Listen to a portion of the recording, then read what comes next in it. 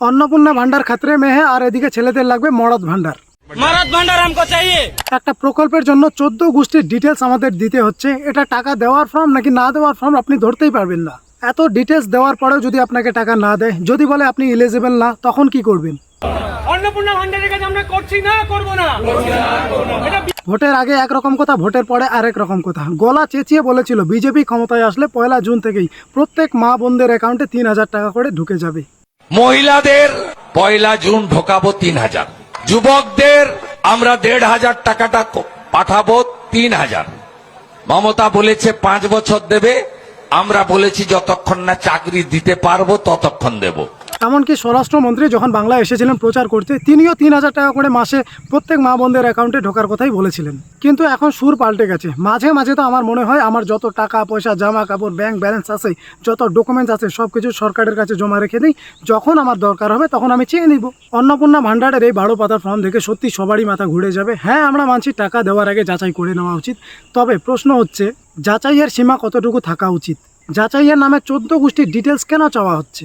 আপনারা এটাই বোঝার চেষ্টা করুন, অন্নপূর্ণা ভান্ডার যে আপনাকে ফর্মটা দেওয়া হয়েছে, বাকি সমস্ত স্টেটে সেম ফর্ম দেওয়া হয়েছে।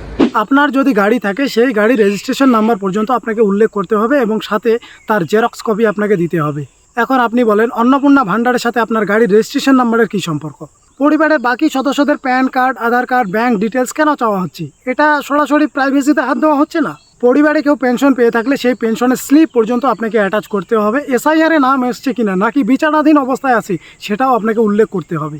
এমনকি আপনার বাড়িতে যদি কোনো ছোট বাচ্চা থাকে, তাদেরও ডিটেলস আপনাকে দিতে হবে। নাম কি, কোন ক্লাসে পড়ে, স্কুলের নাম কি, সরকারি স্কুল নাকি বেসরকারি স্কুল, বাড়িতে কজন হেলথ ইন্স্যুরেন্স করে রেখেছেন, যদি হেলথ ইন্স্যুরেন্স করে রেখেছেন তাহলে আপনি সরকারের টাকা কি করবেন, এবং তার সাথে আপনাকে অ্যাটাচ করতে হবে কত টাকার ইন্স্যুরেন্স করে রেখেছেন। এভাবেই এমন কিছু কিছু ডিটেলস আপনার থেকে চাওয়া হয়েছে, যেটা দিতে গিয়ে পারিবারিক অস্বস্তি অথবা মতবিরোধ তৈরি হতে পারে।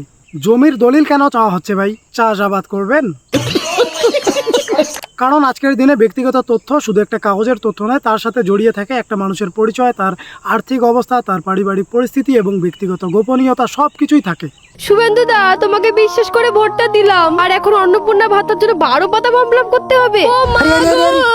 পাল্টানো চাই বলে এতটা পাল্টে যাবে বাংলার মানুষ ধরতেও পারেনি। 3000 টাকার লোভে মনে হয় 1500 টাকাও। এখন প্রশ্ন উঠেছে, বাকি যত প্রকল্প আছে, খাদ্যসাথী, স্বাস্থ্যসাথী, রূপশ্রী, কন্যাশ্রী, যুবশ্রী, সবুজ সাথী, কৃষক বন্ধু, এসব কি দিবে নাকি আমাদের ভুলে যেতে হবে? আবার কেউ কেউ বলছে যত ধরনের ভাতা আছে সব বন্ধ হওয়া উচিত। ওয়েল, এ বিষয়ে আপনাদের মতামত অবশ্যই কমেন্ট করুন এবং ভিডিওটা ভালো লাগলে একটা লাইক, শেয়ার, সাবস্ক্রাইব করে দিন। দেখা হচ্ছে পরবর্তী ভিডিওতে। এরপরে যদি লক্ষ্মীর ভান্ডারে 3000 টাকা মানুষ না পায়, তাহলে সেই টাকাটার জন্য তো আমাদেরকে পিঠের চামড়া থাকবে না। অন্নপূর্ণা যোজনার জন্য যদি মানুষ সেই টাকাটা না পায়, তাহলে আমাদের পিঠের চামড়া থাকবে না। কারণ আমরা লোকাল, বিএলওর ঘরে বন্দুক রেখে প্রশাসনিক দায়িত্ব দিয়ে আমাদেরকে আমাদের উপরে চাপিয়ে দেওয়া হচ্ছে জোর করে। অথচ আমাদের যেটা মূল কাজ, আমরা সেখান থেকে দূরে সরে যাচ্ছি।